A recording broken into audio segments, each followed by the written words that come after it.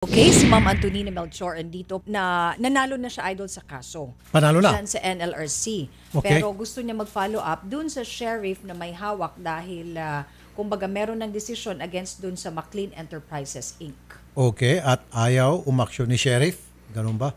Ma'am Antonina, magandang hapon po. Opo, Idol Rapi, magandang hapon po. Kita mo, magandang yung vibes ni Ma'am, ano? Oo. Masigla, masaya, kahit na may problema. Pampag-good vibes na. Pampag-good vibes, tama ka. Mas maganda pa ho kayo sa hapon.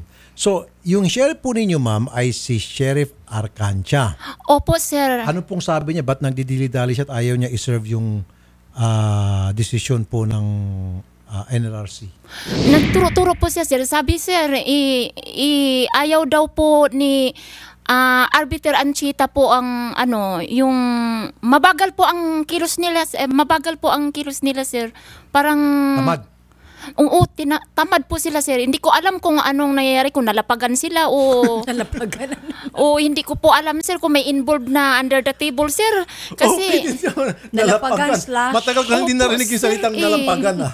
Natapalan. natapalan po, sir. Parang Pero okay ganun yun. po, sir. Baka nalapagan o natapalan. Oo, parang under the table yata po ang nangyayari, sir. So, Under the sobrang table. bagal. Sa ilalim ng mesa. Oo Ayun. po. Sige, kausapin na natin si Sheriff. Diretso na tayo, Ma'am Antonina. Sheriff, magandang hapon po sa inyo. Sir.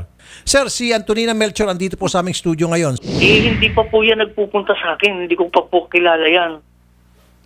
Sir Arcancha, si President Herrera po ang nagpupunta po dyan pero wala po kayong aksyon. Yun po kasi yung... Meron na po. Yun po kasi yung president namin pero wala po kayong aksyon, sir. Panay kailangan pa. Hintay patawag, sir. Hindi naman po pwede ganun. Sir, makinig po kayo sa akin. Nagpakaawa po ako sa inyo, sir. Sir, makinig po kayo sa akin. Nagpakaawa po ako, sir. Hindi po, sir, kasi on the air po tayo, sir. Nakiusap po ako kay Sir Idol Rapi. Natulungan po ako niya sa problema ko ngayon dahil po sa Hindi ka nga inyo. nagpupunta sa amin. Sandali naman po. Referee muna. Okay. Sige. Sheriff Arcancha, hindi pa ako kayo nakita ni Ma'am Antonina. Hindi pa po. Sir, Okay.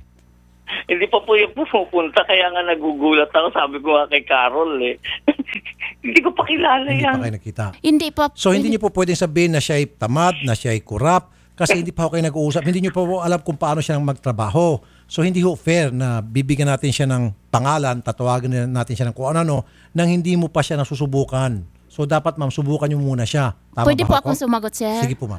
Bis po kasi po, sir, sa sinasabi ng aking kasama na nagpapalo up, sir, nahirapan po sila, sir, talaga po. Hindi, pero yung kasama mo ba nakausap na si Sheriff Escarcha? Opo, sir. Anong pangalan ng kasama mo? Si Ricky Herrera po, sir. Okay. Idol. Sheriff, si Ricky Herrera, nakausap niyo na po. Hindi ko kilala po yun, sir. Kailan bang naging Hindi ko desisyon? siya alam kung sinong Kailan po yung Ricky desisyon niyo na in Herrera. favor po sa inyo? Decision last August 17 po, sir, sa Supreme Court. August 17. Final. Opo, sir.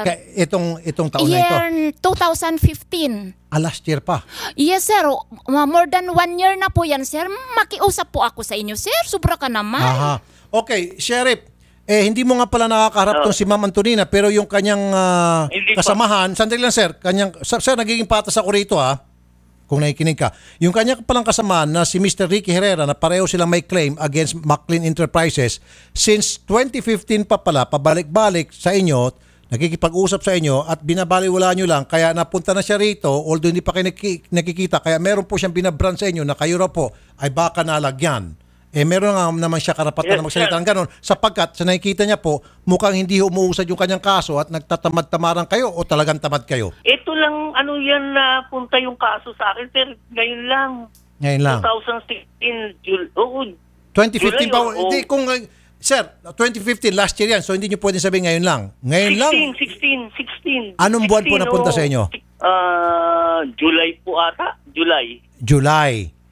Ano na po ba ngayon? July po. Sige, July. Ano na po ba ngayon? Nag-ano na po ako sa bangko. Ang totoo po, may kukuhanin akong cheque sa bangko. May kukunin kayong cheque. Kailan po? Kasi napatagal yung order of release ng Hindi, sir, kailan po kayo? Sir, diretsuhan na tayo. Kailan niyo po makukuha yung cheque at para kanino po yung cheque yon? Para sa kanila. Kailan po? BPI, Metrobank, Okay. tsaka BDO. 10 days ang pag-submit ng order at na ano ko yung order last week. Last week. Makukuha niyo na po yung cheque. Mga next week siguro. Next week makukuha niyo yung cheque. Okay. May cheque ako makukuha. Yung cheque nyo yun, sir, buo kabayarang para sa lahat na nagki-claim. Hindi, partial lang po, partial. Partial lang. Hindi ho kabuang bayad yun. Hindi pa ho, kasi meron pang 2 bangkong hindi sumasagot ng kung may laman. Magkano po yun? Nasa kulang 300,000 po yung makukuha ko. 300,000. At partial lang po yun. Opo. Sandali lang po. Ma'am Antonina, nakikinig po kayo kanina. Paano pong reaksyon nyo? 300,000 next week, partial lamang yun. Bakit 300,000 lang po? Ang pinaglaban po namin dito, ang dapat namin maklaim is almost 13 million. 12. Wala pa pong sagot yung ibang bangko. Excuse me. Ma'am, Sheriff, excuse me. Ma'am, hayaan natin si Sheriff na gawin yung kanyang trabaho. Huwag po natin diktahan. In fairness sa kanya, nakikita ko ho, effective naman siya kasi nakakuha ho siya ng pera sa pamagitan ng cheque galing sa bangko. I-release na nga po next week. So, ibig sabihin, nagtatrabaho siya.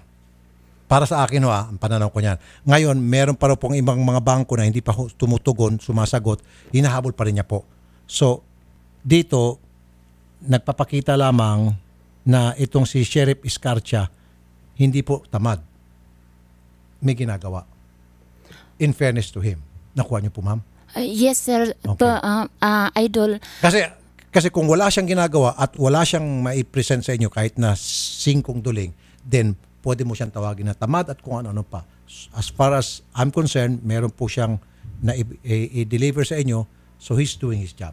Sheriff, so kailan po yung mga susunod po na mga accomplishment po ninyo? Nakikinig po si Ma'am Antonina at yung kanyang mga kasamahan. Yung dalawang bangko, pinapalo up ko na po yung reply.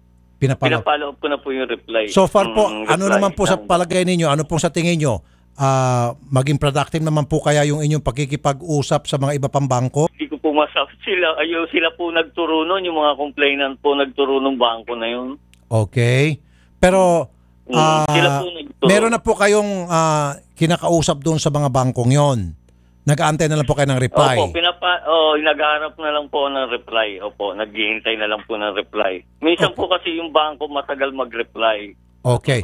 That's option A. Option B, pag hindi po nag-reply ang bangko, ano pong gagawin yung sunod na hakbang? Ipapa-contempt natin yung bangko para mag-reply po. Okay. Ma'am Antonina, ang ginagawa niya ay proseso. Tama nga naman po yun. Okay? So, kung nababagalan po kayo sa ginagawa po ni Sheriff, at least may konsuelo ho kayong makukuha dito na he's doing something. Yung proseso talaga mabagal. Siyempre yung mga bangko, they will be protecting their client's interest. Hindi ho pwedeng interest ng iba na naghahabol against the client. Ganun ho talagang patakaran sa bangko. Okay? So, at least ginagawa niya. Mr. Danny Pambuan, Executive Assistant, NLRC. Sir Danny, magandang hapon. Magandang hapon din po sa inyo, Idol. Magandang hapon Kanina po kayo nakikinig. At nakita niyo po, sir, naging referee lang ako rito at I'm being really fair. So, ano po yung take nyo rito sa napag-uusapan po namin? Ano pong reaction? Tama po ating Sheriff, nagtatrabaho naman po. Pero patututukan po namin maigi ang kaso na yan at kaagad-agad ay kailangan ma-actionan ng ating Sheriff para ma-satisfy po yung si Mrs. na ngayon ay lumapit sa inyong tanggapan. Ayun, okay. Pag hindi Opo, pa ho sapat, po ninyo.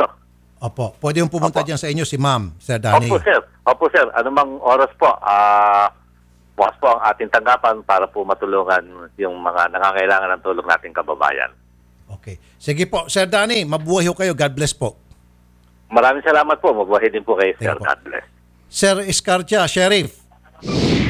Yes, sir. Okay, sige po. Yes, sir. You're doing your job. As far as I'm concerned, Opo. maging si Sir Danny, Thank you, sir. yung Okay. EA ng NLRC, sige po, keep it up. Opo. Kapag Okay, medyo thank you, sir. Thank you. nagkakaroon po kayo ng problema, huwag ho kayo makatubiling lumapit sa inyong EA, sa EA ng NLRC. Ano po? Opo, sir. Okay? Yes, sir. Sige po. Sheriff, Okay po. maraming salamat po sa time na binigay Opo. nyo sa amin sa pagtanggap ng tawag. Okay po, thank you din po. Thank you din. Sige. Ma'am Antonina, ang advice ko, punta ka kay Sheriff, meron man cheque, kahit papaano, meron kayong paghati-hatian ng mga kasamahan mo. Yes po, Tapos, Sir Idol. maganda yung ginawa nyo, patuloy yung i-research kung ano pa yung mga ari-arian, meron yung dati yung kumpanya para maibigay yung information sa sheriff, na si sheriff naman nagtatrabaho upang mapabilis yung proseso ng pagkuha pa ng pera sa kumpanyang yun. Yes, Sir Idol. Okay.